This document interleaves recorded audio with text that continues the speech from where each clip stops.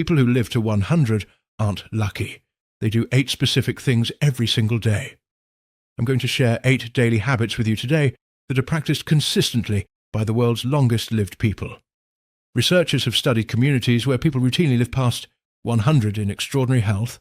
They're not on dozens of medications. They're not in nursing homes. They're gardening, socializing, walking, cooking, and living fully. These communities exist in Sardinia, Italy, Okinawa, Japan, Nicoya, Costa Rica, Icaria, Greece, Loma Linda, California. Researchers call them blue zones. And the people living there share 8 remarkably consistent lifestyle patterns. Today I'm going to show you exactly what those patterns are and how to implement them starting today. Let me ask you something. What do you think the secret to living to 100 is? A special supplement? Perfect genetics? Expensive medical care? What if I told you it has almost nothing to do with any of those things? What if the people living the longest are doing 8 simple things that most Americans have completely abandoned? What if the gap between living to 75 and living to 100 is not genetic at all, but behavioral? I'm going to prove it to you, and I'm going to give you a clear action plan you can start today. Here's what frustrates me about how we approach aging in this country. We treat aging as a disease to be managed with medications. We wait for problems to develop and then try to fix them. We focus on quantity of life, adding years, without focusing on quality of life, adding health to those years. The average American now takes 5 prescription medications. Our last decade of life is often marked by disability, cognitive decline, chronic pain, and dependence.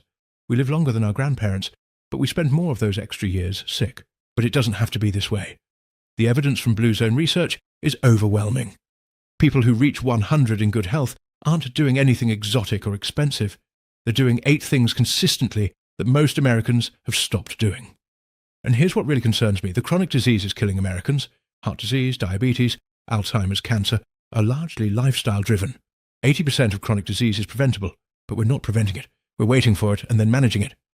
Think about your final decades. Do you want to spend them in declining health, on multiple medications, losing your independence, or do you want to be like the 100-year-olds in Sardinia, still walking their farms, still cooking their meals, still sharp and present with family? The difference is these 8 habits. Let's learn them. The first habit of the world's longest-lived people is that they move naturally throughout the entire day. Not gym workouts, not structured exercise. Natural, continuous movement woven into daily life. Here's what's remarkable about Blue Zone communities. None of them have gym memberships. None of them do intense workout programs. But they move constantly. Sardinian shepherds walk miles daily across hilly terrain. Okinawan women squat to garden. Seventh-day Adventists in Loma Linda take daily nature walks. They don't separate exercise from life. Movement is life. This pattern of continuous natural movement is fundamentally different from what most Americans do. We sit for 10 to 12 hours and then go to the gym for 45 minutes. But research shows that prolonged sitting cancels out the benefits of structured exercise. You cannot undo 8 hours of sitting with 45 minutes of gym time. The Blue Zone movement pattern keeps muscles active throughout the day. It maintains insulin sensitivity continuously. It keeps cardiovascular function optimized around the clock. It maintains joint mobility and bone density through constant use. Research on Blue Zone populations shows they expend more total energy daily than active Americans, not through intense exercise, but through constant low-level movement. Gardening, walking to neighbors, doing household tasks manually, taking stairs. This adds up to hours of movement daily without any deliberate exercise. I had a patient, Arthur, 73 years old, who came to me asking why his health was deteriorating despite going to the gym 4 days per week. He worked out hard, but he also sat at a desk for 9 hours daily. His metabolic markers were poor. His cardiovascular function was declining. We didn't change his gym routine, we changed his daily movement. He started walking during phone calls. He gardened for 30 minutes daily. He took stairs instead of elevators. He walked to nearby destinations instead of driving. Within 3 months, his metabolic markers improved dramatically, more than they had from years of gym work alone. Natural daily movement had transformed his health. Your action step: make movement the default for every daily activity. Walk instead of drive for any destination under 15 minutes away. Take stairs always, no exceptions. Garden, cook, clean actively, rather than using every labour-saving device. Walk during phone calls. Never sit for a call if you can walk. Stand every 30 minutes when working at a desk. Walk after every meal, as discussed in the diabetes video. Track your daily steps. Blue Zone populations average 8,000 to 10,000 steps daily through natural activity alone. Aim for that range, not through a gym program. Through natural movement, woven into every hour. The second habit is dietary. Blue zone populations eat predominantly plant-based diets and stop eating before they're completely full, a principle called hara hachibu in Okinawa, which means eat until 80% full. Here's the dietary pattern across blue zones. Vegetables form the foundation of every meal, particularly dark leafy greens, sweet potatoes in Okinawa, and wild greens in Ikaria. Legumes, beans, lentils, chickpeas are consumed daily. Whole grains in moderation. Fruits, nuts, olive oil as the primary fat in Mediterranean blue zones. Animal protein is minimal. Sardinians eat modest amounts of sheep's milk cheese. Okinawans eat small amounts of fish.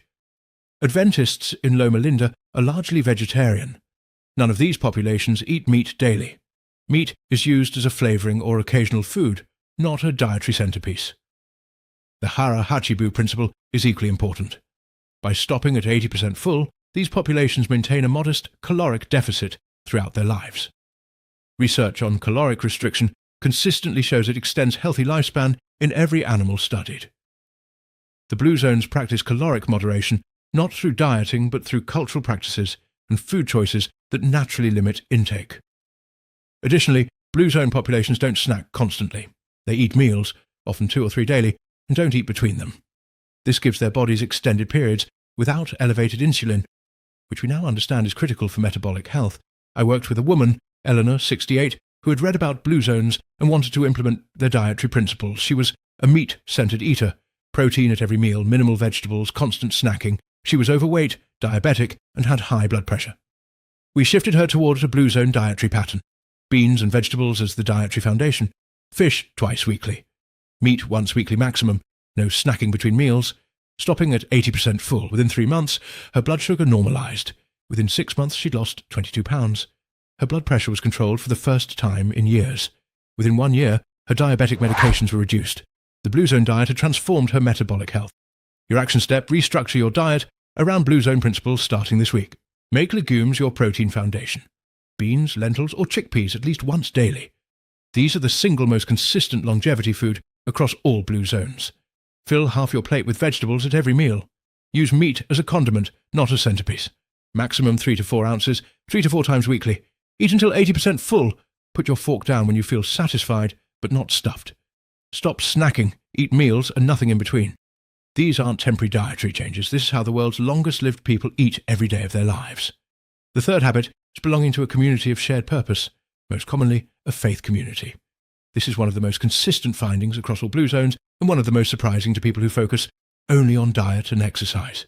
Research has found that attending a faith-based community service 4 times per month adds 4 to 14 years to life expectancy.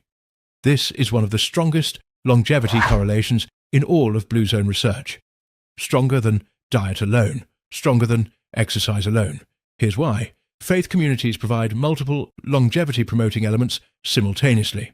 They provide strong social connection and belonging, which reduces loneliness and inflammatory stress. They provide shared values and behavioral norms, which promotes healthy lifestyle choices. They provide a sense of purpose and meaning, which research shows directly reduces cortisol and inflammatory markers. They provide stress management through prayer, meditation, and ritual. They provide community support during hard times. But the specific faith tradition matters less than the community itself. What matters is consistent, meaningful social belonging around shared values. In Nicoya, Costa Rica, it's Catholicism. In Okinawa, it's ancestor veneration and Moai, small committed social groups. In Loma Linda, it's Seventh-day Adventism.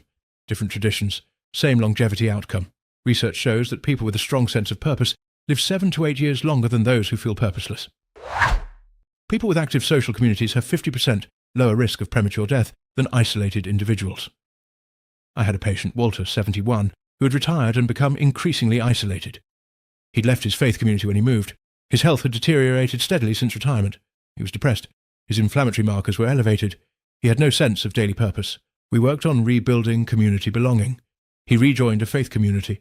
He volunteered 3 days weekly at a local food bank. He joined a men's walking group. Within 3 months, his depression had significantly improved. Within 6 months, his inflammatory markers normalized. Within 1 year, he had lost weight, his blood pressure had improved, and he described his health as better than it had been in a decade. Community had healed what medications couldn't. Your action step: identify and join a community of shared purpose this month. If you have a faith tradition, re-engage with it. Attend regularly. Commit to at least 4 services monthly. Get involved beyond just attending. If you don't, find a community built around shared values, environmental groups, volunteer organizations, philosophy or meditation groups, civic organizations. Additionally, clarify your purpose. Ask yourself, why do I get up in the morning? What makes my life meaningful? If you can't answer clearly, this is important work. Purpose is not a luxury, it's a longevity essential. The 4th habit is prioritizing family above almost everything else. In every Blue Zone, family is the central organizing principle of life. Relationships with parents, grandparents, spouses, children and grandchildren are actively maintained and prioritized. Here's what this looks like in Blue Zone populations. Centenarians in Sardinia live with or near their families. Their children and grandchildren visit daily. Multi-generational living is common. Grandparents are not placed in nursing homes. They're integrated into family life and remain purposeful and needed. Okinawan centenarians have a concept called moai, a small group of committed friends who support each other for life. They meet regularly, share resources during hard times, and provide accountability and belonging. These relationships are maintained for decades. Research shows that people who maintain close family relationships have significantly better health outcomes across virtually every metric: lower cardiovascular disease, lower dementia rates, lower rates of depression, faster recovery from illness, longer lifespan. The mechanism is multiple. Close relationships reduce chronic stress and cortisol. They provide social accountability for healthy behaviors. They provide support during illness. They give life meaning and purpose. They maintain cognitive engagement through conversation and shared activities.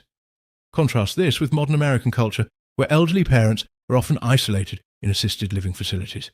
Adult children live across the country, and family connection becomes increasingly rare. This social fragmentation is contributing to the loneliness epidemic, which is now classified as a public health crisis, more dangerous than obesity. I worked with a woman, Ruth, 78, who had moved to an assisted living facility after her husband died. Her children were in different states. She rarely saw family. Her health had deteriorated rapidly after the move. She was declining mentally and physically. We worked on rebuilding family connection. Her daughter began making weekly video calls. Her son visited monthly. Her grandchildren started writing letters. She moved closer to her daughter the following year. Within 6 months of improved family connection, her cognitive function improved, her depression lifted, her physical health stabilized. Family had been the medicine she needed. Your action step: prioritize family connection with the same seriousness you give health appointments. Schedule regular family contact, weekly calls or visits with children, monthly gatherings if geographically separated, daily contact if possible. If you have aging parents, increase contact. Visit more. Bring them into your daily life. Research shows that grandparents who provide childcare live significantly longer than those who don't. Build your moai.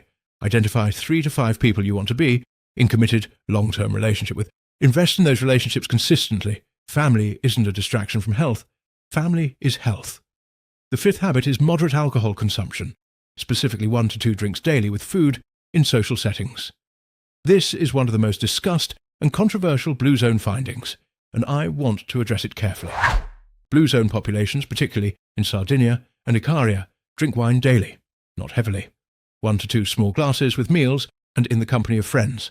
Never alone, never to intoxication. Always as part of a social ritual. The research shows that moderate wine consumption, 1 drink daily for women, 1 to 2 for men, is associated with reduced cardiovascular disease, reduced inflammatory markers, and increased longevity in some populations. Red wine specifically contains resveratrol and other polyphenols with anti-inflammatory properties. However, I want to be very clear about the nuance here. The health benefits are specifically associated with moderate social drinking, not regular drinking that creeps into excess. And alcohol has significant downsides for many people. It disrupts sleep, it's caloric, it's addictive for some, and it increases cancer risk, even at moderate amounts. More importantly, the social ritual around the drinking may matter more than the alcohol itself. Sitting with friends, sharing a meal, enjoying conversation, these stress-reducing social behaviors provide enormous health benefits independent of the alcohol. The lesson from Blue Zones is not drink wine for your health. It is, if you already drink moderately, do so socially with meals and don't exceed 1 to 2 drinks. If you don't drink, you don't start for health reasons. The social connection and polyphenols are available through other means. I advise my patients who drink to follow the Blue Zone pattern strictly. 1 glass of red wine with dinner in the company of others. Never more, never alone. And I advise patients who don't drink to focus on the social ritual instead. Sharing a meal and meaningful conversation with people they love provides the same longevity benefit. Your action step: if you drink alcohol, adopt the blue zone pattern. 1 to 2 glasses maximum with food in social company. Never drink alone, never to excess. Consider switching to red wine for the polyphenol content. If you don't drink, create social meal rituals instead. Invite friends for dinner weekly. Share meals with family daily. The social connection is the longevity mechanism, not the alcohol itself. The 6th habit is having a daily ritual for releasing accumulated stress. Blue zone populations don't live stress-free lives. They face hardship, loss, financial pressure, and health challenges like everyone else. But they have consistent daily practices for releasing that stress before it becomes chronic. Here's what this looks like across blue zones. Sardinian men have a daily happy hour. They gather in the afternoon with friends, drink wine, and decompress together. Okinawans take time daily to remember their ancestors and express gratitude, a meditative practice. Seventh-day Adventists observe a weekly Sabbath, 24 hours of complete rest, prayer, and family time. Icarian Greeks take afternoon naps regularly. The common element is deliberate daily transition from stress to relaxation, a signal to the nervous system that the workday is done, that it's time to shift from sympathetic, fight or flight, to parasympathetic, rest and digest. Chronic stress without release kills. It keeps cortisol chronically elevated. It maintains systemic inflammation. It prevents cellular repair. It destroys sleep quality. It accelerates aging at the cellular level by shortening telomeres, the protective caps on your DNA. But a daily stress downshift practice, whatever form it takes, reverses these processes. It lowers cortisol. It activates the parasympathetic system. It allows inflammation to resolve. It enables cellular repair. It protects your telomeres. I had a patient, Bernard, 66, who was a successful businessman with excellent diet and exercise habits. But he worked until 9 p.m. daily. He was constantly stressed. He never truly relaxed. His cortisol was elevated around the clock. His inflammatory markers were high despite his otherwise healthy lifestyle. We implemented a daily downshift ritual. At 6 p.m. every evening, he stopped all work. He took a 20-minute walk. He sat on his porch for 30 minutes with no phone or screen. He had dinner with his wife. Within 1 month, his evening cortisol normalized. Within 3 months, his inflammatory markers improved dramatically. The daily downshift ritual had done what diet and exercise alone couldn't achieve. Your action step: design a daily stress downshift ritual and practice it every single day without exception. Choose what resonates with you. Daily meditation, 20 minutes. An afternoon nap of 20 minutes. A daily walk in nature. A happy hour with friends or spouse. Prayer, journaling, sitting quietly without screens. The specific practice matters less than the daily consistency. Implement a work cut-off time. Choose a time, 6 p.m., 7 p.m., after which you do not work, check email, or engage with screens. This creates a clear boundary between stress and restoration. Protect 1 full rest day weekly, like the Adventist Sabbath. 1 day of genuine rest, family, nature, and spiritual renewal. Your nervous system needs this weekly reset. The 7th habit is having a clear, compelling sense of purpose. Okinawans call it ikigai, the reason you get up in the morning. Nicoyans call it plan de vida, life plan. Every blue zone population has a concept for this. Research shows that people with a strong sense of purpose live 7 to 8 years longer than those without one. Purpose reduces cardiovascular disease, reduces dementia risk, improves immune function, and reduces all-cause mortality. This is one of the most powerful and most ignored longevity factors. Here's how purpose works biologically. When you have meaningful purpose, your brain maintains neurological engagement. You continue learning, growing, and problem-solving. This builds cognitive reserve and protects against dementia. Purpose also reduces chronic stress. People with purpose experience setbacks differently. Challenges become meaningful obstacles rather than meaningless suffering. Additionally, purpose drives the other longevity habits. People with strong purpose exercise because they want to be healthy to fulfill their purpose. They eat well to maintain the energy to pursue their purpose. They maintain social connections because their purpose involves others. But many people lose their sense of purpose at retirement or when their children leave home. They define themselves by their job or their role as parent. When those roles end, they feel purposeless. Their health deteriorates rapidly. We see this pattern constantly. People retire and become ill within months. I worked with a man, Gerald, 69, who had retired at 65 and declined rapidly. He'd been a physician. His identity was his work. When he retired, he had no purpose. He became sedentary, isolated, depressed. His health deteriorated across every measure. We worked on identifying new purpose. He began volunteering at a free clinic 2 days weekly. He started mentoring medical students. He began writing about his decades of clinical experience. Within 3 months, he had purpose again. His depression lifted, he became active. His health metrics improved dramatically. Purpose had restored his will to maintain his health. Your action step.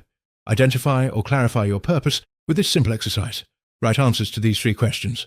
What do I love doing? What am I good at? What does the world need that I can provide?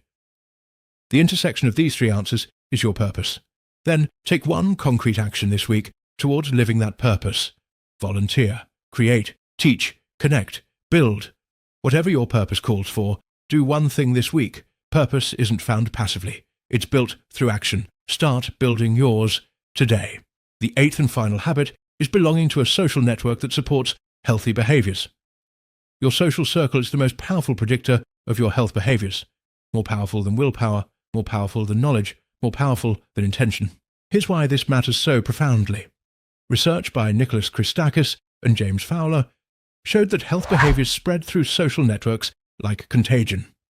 If your close friends smoke, you're 61% more likely to smoke. If your close friends are obese, you're 45% more likely to become obese. But the reverse is equally true. If your close friends exercise, you're more likely to exercise. If your close friends eat healthily, you're more likely to eat healthily. You are the average of the 5 people you spend the most time with. This isn't motivational rhetoric, it's established social science. Your social environment shapes your behaviors more than any individual decision you make. Blue zone populations have built their entire social environments around health-promoting behaviors. In Okinawa, the moai, those small committed social groups, all make similar lifestyle choices. They reinforce each other's healthy behaviors. Deviating from the group norm requires swimming against the current. Most Americans are swimming in exactly the opposite current. Their social environments normalize sedentary behavior, poor eating, excessive stress, and social isolation.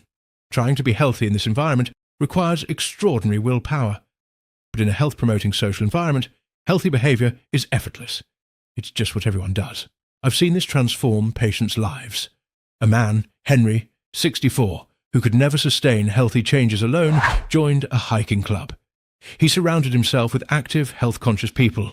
Within 1 year, he'd hiked 50 mountains, lost 30 pounds, and improved every health metric. The social environment had done what years of individual effort couldn't achieve. Your action step: audit your current social circle honestly. Are the people you spend the most time with supporting or undermining your health? Add health-promoting relationships.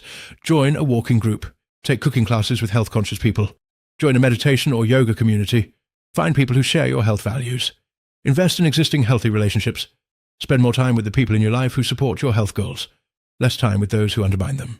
Create shared health rituals. Walk with a friend weekly. Cook healthy meals with family. Exercise with your spouse. When health is a shared activity, it becomes effortless and sustainable. You cannot achieve longevity alone. The Blue Zones teach us that health is fundamentally social. Build the tribe that carries you to 100. Now let me tell you what happens when you implement all 8 habits over the next year. Month 1, you increase natural daily movement and shift your diet toward plants and legumes. You join or are re-engaged with a purpose community. Your energy improves. Your metabolic markers begin improving. Month 3, you've implemented daily stress downshift rituals. You've clarified your purpose. You've invested in family relationships. Your sleep is better. Your inflammatory markers are dropping. You've lost weight naturally without dieting. Month 6, all the 8 habits are now lifestyle patterns. You're moving naturally all day. You're eating Blue Zone style. You're socially connected and purposeful. Your stress is managed. Your health metrics may be better than they were 10 years ago. Year 1, you've built a Blue Zone lifestyle in modern America. Your biological age is younger than your chronological age. Your cognitive function is sharp. Your cardiovascular health is excellent. Your quality of life has transformed. You can genuinely imagine not just living longer, but living better. 10 years from now, while your peers are experiencing the typical American pattern of chronic disease and decline, you're thriving.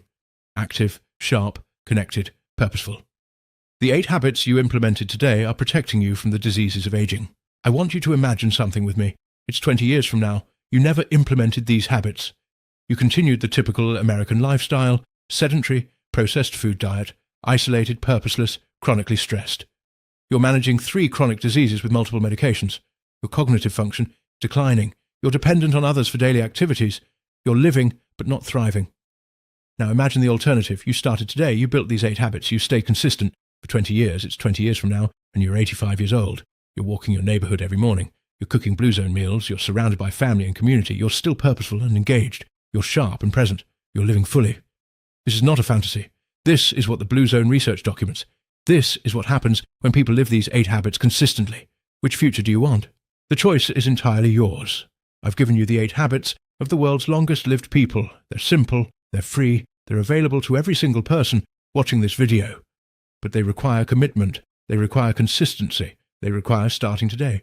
So here's what I want you to do right now. Choose one habit. Just one. Start today. Maybe you go for a 20-minute walk right now. Maybe you cook a bean-based meal tonight. Maybe you call a family member you haven't spoken to in weeks. Maybe you attend a community gathering this weekend. Maybe you write down your purpose for the first time. Maybe you invite a friend for a walk tomorrow morning. Pick one. Start there. The other 7 will follow naturally. You can live to 100 in extraordinary health.